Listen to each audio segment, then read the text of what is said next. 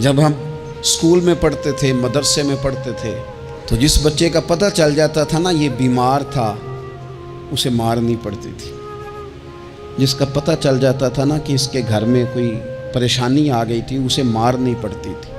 गुस्सा दिलाने वाली बात ये होती थी कि घर वाले कहते थे कि हमने तो भेजा था, सुबह तैयार करके बैग दे के इसको रवाना किया था, और जब पता चलता था ना कि ये आया नहीं, वहाँ बैठकर वक्त गुजारा, वहाँ बैठकर वक्त गुजारा।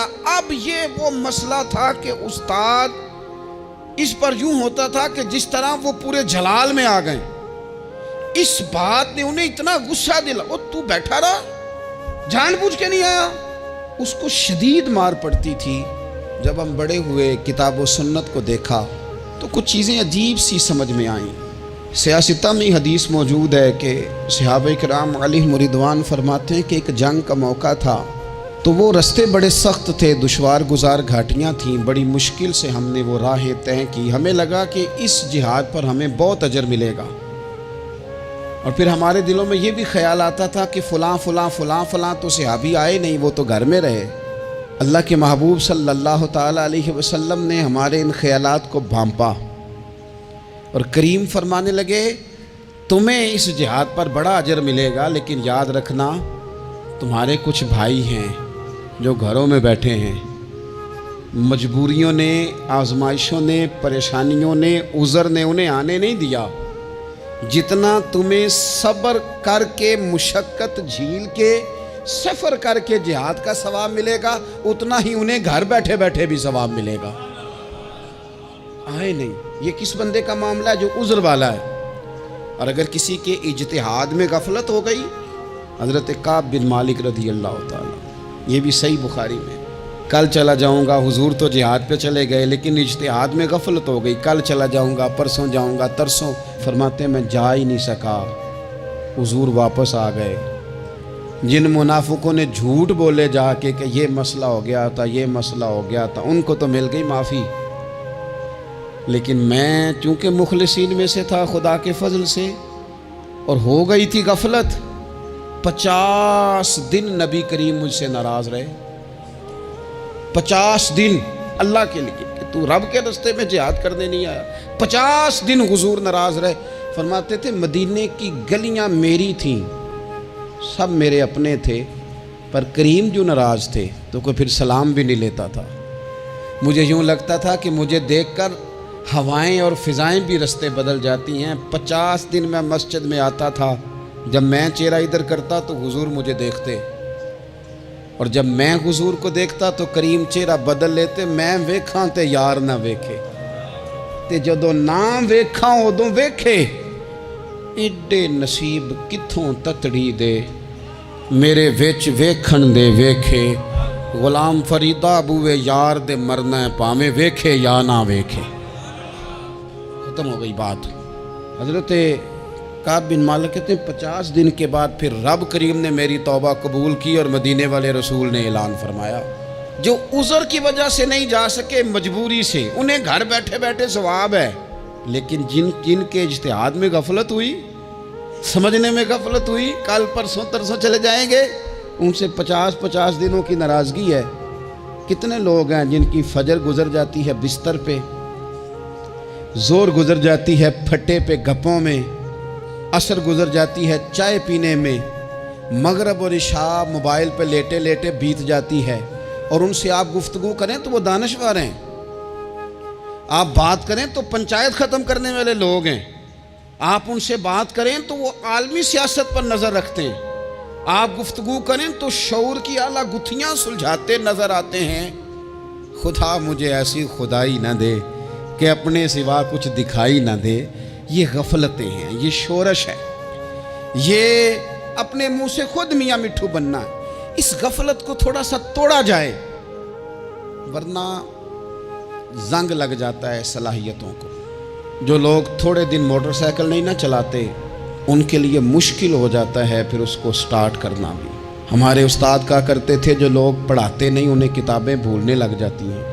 जो लोग कोई काम करते नहीं, फिर वो आहिस्ता आहिस्ता वो ज़ंग आलूद हो जाता है। वो कहते हैं अब नहीं हो सकता तुमसे, अब मुश्किल है। सज्जनों, दोस्तों, बुज़ुर्गों, भाइयों, جو لوگ شروع میں عبادتوں کے عادی نہیں ہوتے، وقت ضائع کرتے ہیں، بڑھاپے میں دل کرتا ہے توبہ ہو جائے، لیکن اپنے ماتھے کو سجدے کی عادت ہی نہیں ڈالی۔ یہ جسم جھکنا اس کا عادی نہیں ہوا کہ رب کی بارگاہ میں جھکے، اس کا مزاج ہی نہیں تہجد پڑھنے کا، سارا کچھ ہو جاتا ہے۔ میں نے سیاست کرنے والے، پنچایت ختم کرنے والے، چودراہٹ کرنے والے، وزاداری رکھنے والے راتوں کو تہجد پڑھتے بھی دیکھے ہیں۔ میں نے قرآن پاک سے پیار کرتے دیکھے ہیں، میں گواہ ہوں بہت سارے لوگوں کا، یہ کام ہو جاتا ہے۔ شرط یہ ہے کہ بندہ اپنی غفلت کی پٹی تھوڑی دیر کے لیے کھولے۔ دوسری بات یہ کہ ہم خوش فہمیوں میں بڑا زندہ ہیں، بڑا زندہ ہیں، بڑا یعنی 2 4 5۔ کچھ لوگ کہتے ہیں اللہ کریم بڑا ہے۔ اللہ اگر کریم بڑا ہے نا میرے بھائی، تو نبی پاک صلی اللہ علیہ وسلم نے فرمایا وہ بڑا بیوقوف ہے جو خدا کی رحمت کی امید بھی رکھے اور اللہ کو ناراض بھی کرے، تو بیوقوف بندہ ہے۔ اگر وہ کریم ہے تو پھر تو محبت میں ہی اس کی بات مان، بات تو پھر بھی نہیں مان رہا۔ کچھ لوگ کہتے ہیں نبی پاک صلی اللہ تعالیٰ علیہ وآلہ وسلم شفاعت کریں گے، بھئی ہمارا تو سہارا ہی اس بات پہ ہے، حضور سفارش کریں گے، پر نبی پاک نے درجنوں جگہوں کہا ہے جو میرے طریقے پہ نہ چلے فلیس منا، مجھ سے نہیں۔ حضور نے فرمایا جو بڑے کی توقیر نہ کرے، چھوٹے پہ رحم نہ کرے، وہ مجھ سے نہیں۔ فرمایا جو ملاوٹ کرے وہ ہم میں سے، تو یہ حدیثیں بھی تو یاد رکھو نا۔ شفاعت کی بات انکار نہیں، حضور گناہگاروں کی ہی کریں گے، لیکن یہ حضور نے جو ہمیں اسباق پڑھائے یہ کس لیے پڑھائے؟ یہ بھی تو ہماری سمجھ کے لیے ہے نا۔ یہ ساری چیزیں ہم نے غفلت بنا کے اپنے اوپر اوڑھ لی۔ اور پھر سب سے بڑی بات یہ، جو لوگ جنت کے وارث اور مالک ہیں نا، کریم محبوب نے فرمایا یہ جو میری بیٹی فاطمہ ہے جنتی عورتوں کی سردار ہے، تو یہ تو جنت کی مالکہ اور وارثہ ہیں، وہ تو ساری رات ہی نماز پڑھتی تھی، تو سارا دن عبادت کرتی تھی۔ پاک سب سے زیادہ تو ان کو تھا، تو یہ تو 1 منٹ کے لیے مصلی سے جدا نہیں ہوئے۔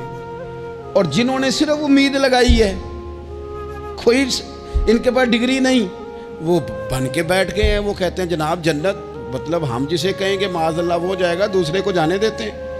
اپنی زندگی میں خوش فہمیاں نہ لائیں، یہ غفلت پیدا کرتی ہیں۔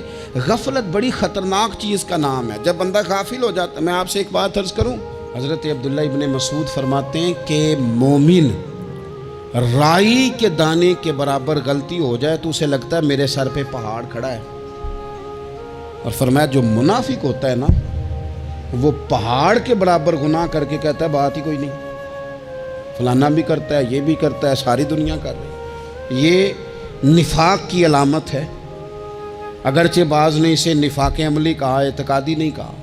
عزیز دوست، جب آپ چھوٹی گناہ چھوٹی غلطی کرتے ہیں تو پھر وہ چھوٹی چھوٹی غلطیاں پہاڑ بنتی ہیں، چھوٹی چھوٹی۔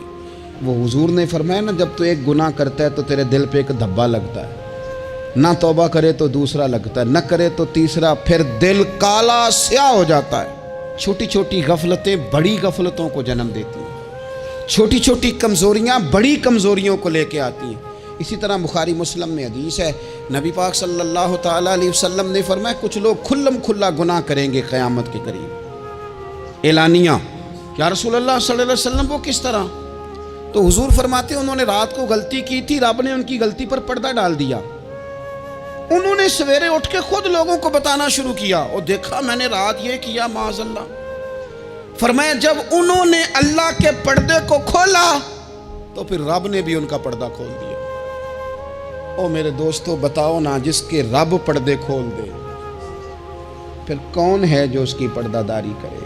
کون ہے جو پردہ پوشی کرے؟ حضور فرماتے اس نے کھلم کھلا گناہ، فخر سے بتاتے ہیں لوگ یہ کرتا۔ میں بڑے ادب سے عرض کروں گا بزرگوں کی خدمت میں، جو بڑی عمر کے ہیں، جن کی اب اولادیں ہیں، اگر ان کی زندگی میں کچھ ایسی کمزوریاں ہیں تو بچوں کو سمجھانے کے لیے بھی اس کو ڈسکس نہ کریں، ہم یہ کرتے تھے، ہم یہ کرتے تھے، اس کا کوئی فائدہ نہیں، یہ ہم کر کے دیکھا ہے سارا کچھ۔ نہ نہ نہ نہ، جس طرح گناہ ہے اس طرح گناہ کا اظہار بھی گناہ ہے۔ آپ ڈبل جرم کر رہے ہیں، آپ دلیر کر رہے ہیں سامنے والے کو کہ تو بھی کر، خیر ہے، بلکہ ایک نوجوان مجھے ایک دفعہ کہنے لگا جی ابا جی کہتے ہیں میں نے 35 سال یہ کام کیا ہے، یہ سب غلط ہے. تو میں نے ابا جی سے کہا چلو 15 کو سال مجھے بھی کر لینے دو، پھر میں بھی توبہ کر لوں گا. یہ ہم لوگوں کو دعوت دے رہے ہیں کہ غلط کام کرو. قرآن مجید کو آپ دیکھیں گے نا سورہ یاسین کے اندر، یہ بھلا کفر کیوں ہوتا تھا، منافقت کیسے پیدا ہوتی تھی، بت پرستی کیسے عام ہوتی تھی. دنیا کے اندر ستارہ پرست، سورج پرست، چاند کی پوجا کرنے والے یہ لوگ کیسے پیدا ہوتے تھے؟ غفلت کی وجہ سے. جیسے جیسے یہ اللہ کی بارگاہ سے دور ہوتے جاتے، یہ مختلف قسم کی عبادتوں میں، شرک میں، کفر میں مبتلا ہوتے جاتے. قرآن مجید سورہ یاسین کے اندر ارشاد فرماتا ہے کہ اللہ تبارک و تعالیٰ نے قرآن مجید کو اس لیے اتارا ہے لِتُنذِرَ قَوْمًا مَا أُنذِرَ آبَاؤُهُمْ، تاکہ آپ ان لوگوں کو ڈرائیں جن کے باپ دادا کو نہیں ڈرایا گیا. اور نتیجہ کیا ہوا؟ فَهُمْ غَافِلُونَ، وہ لوگ غفلت میں چلے گئے. ڈرایا نہیں گیا، سمجھایا نہیں گیا، کسی نے سبق نہیں پڑھایا. تو میں آپ سب سے گزارش کروں گا کہ خیر کی بات بتاتے رہیں، خیر کی بات کہتے رہیں. خیر کی بات جو ہوتی ہے یہ فائدہ کرتی ہے ہمیشہ. تو غفلتیں اپنی دور کرنی چاہیے. دوسرا یہ ہوتا ہے، ایک تو انسان جب وہ دور ہو جاتا ہے چھوٹے چھوٹے گناہ کر کے تو غفلت آتی ہے. دوسرا قرآن پاک نے ایک اور مقام پر اس کا ذکر فرمایا ہے. وہ اس طرح فرمایا ہے کہ جو انسان کی پیاری چیزیں ہیں نا بعض اوقات، جن سے وہ لگاؤ پیدا کر لیتا ہے، جن سے محبت اس کی بڑھ جاتی ہے، وہ چیزیں بھی غفلت پیدا کرتی ہیں. ان میں 2 چیزوں کا تو قرآن پاک نے نام لے کے ذکر کیا ہے. ویسے وہ ڈھیر ساری چیزیں ہیں، 1 2 3 نہیں. سیاست بھی بندے کو غافل کرتی ہے، دوستوں کی کثرت بھی بندے کو غافل کرتی ہے، کھیل تماشا بھی غافل کرتا ہے، پیسے زیادہ آنے لگ جائیں تو وہ بھی بندے کو غافل کرتے ہیں، تعریف کرنے والے زیادہ ہو جائیں تو وہ بھی غفلت میں مبتلا کر دیتے ہیں. بندہ کسی کرسی پہ بیٹھ جائے تو پھر بھی ادھر ادھر دیکھنے کو تیار نہیں ہوتا. یہ ساری چیزیں غافل کرتی ہیں. لیکن 2 چیزوں کا نام لیا قرآن پاک نے، فرمایا یا ایھا الذین آمنوا لا تلھکم اموالکم ولا اولادکم عن ذکر اللہ. فرمایا اے ایمان والو، کہیں ایسا نہ ہو کہ تمہاری اولاد اور تمہارا مال تمہیں اللہ کی یاد سے غافل کر دے. مال اور اولاد، بیوی کو، اولاد کو ایک مقام پہ قرآن پاک نے دشمن بھی کہا ہے. کب؟ جب یہ تمہیں کہیں کہ حرام کما کے لاؤ، جب یہ تمہیں کہیں کہ ہمیں جس طرح کا مرضی مال دو، جب یہ تمہیں کہیں ناجائز کرو، یہ دشمنی کر رہے ہیں تمہارے ساتھ. یہ مال اور اولاد یہ بندے کو غافل کر دیتے ہیں. کاروبار کرنا، مال کمانا، بچے پالنا، یہ ایک جز ہے زندگی کا، یہ کل زندگی نہیں. کل زندگی تو یہ ہے کہ آپ نے دین کے لیے کیا کیا، ملت کے لیے کیا کیا، ملک کے لیے کیا کیا، غریب کے لیے کیا کیا. کبھی کسی بندے نے جھونپڑیوں والوں سے پوچھا ہے کہ بارشوں میں تمہارا کیا حال ہوتا ہے؟ وہ کچی آبادیاں جہاں سے گزر کے ہم اپنے بچوں کو دکھاتے ہیں کہ یہ دیکھو یہ پرانے مکان سارے اسی طرح کے ہوتے تھے. کبھی ان لوگوں سے آپ نے پوچھا ہے جو ساری رات چھتوں کے نیچے بالٹیاں رکھ کے وقت گزارتے ہیں کہ چھت ٹپکتی ہے؟ ان سے پوچھا ہے کہ رات بچے سو پائے تھے کہ نہیں؟ اچھا جی بارش ہو رہی ہے تو پھر ہم نے کیا کرنا تھا؟ ہم نے گھر والوں کو پکوڑوں کا آرڈر دینا تھا، وہ وقت پہ دیا. ہم نے کہا تھا کوکنگ آج اپنی. یہ کب ہوتا ہے؟ جب قومیں غافل ہو جاتی ہیں مال میں، مزوں میں، اپنی ذاتی زندگی کے پیچ و تاب میں، پھر وہ اتر کر دائیں بائیں دیکھنا پسند نہیں کرتی. اللہ فرماتے ہیں مال اور اولاد کہیں تمہیں اللہ سے غافل نہ کر دے، کہیں ایسا نہ کر بیٹھنا کہ تم اس میں الجھ جاؤ پوری طرح اور تمہیں صرف اور صرف اپنے بچے یاد رہ جائیں. تجارت کرنی چاہیے لیکن ہم تجارت نہیں کرتے، بانی تاجر جاتے ہیں، ہر چیز کو تجارت کی نظر سے دیکھتے ہیں. ڈاکٹر آپ بنیں لیکن زندگی ساری ہی آپ ڈاکٹر بن کے نہ گزاریں، آپ کے کچھ اور تعلقات بھی ہیں، کچھ اور رشتے بھی، ان پر بھی تھوڑا غور کر لیں. غفلتیں تیزی سے آتی ہیں اور وہ آ کر کے ہمارے اوپر حاوی ہو جاتی ہیں.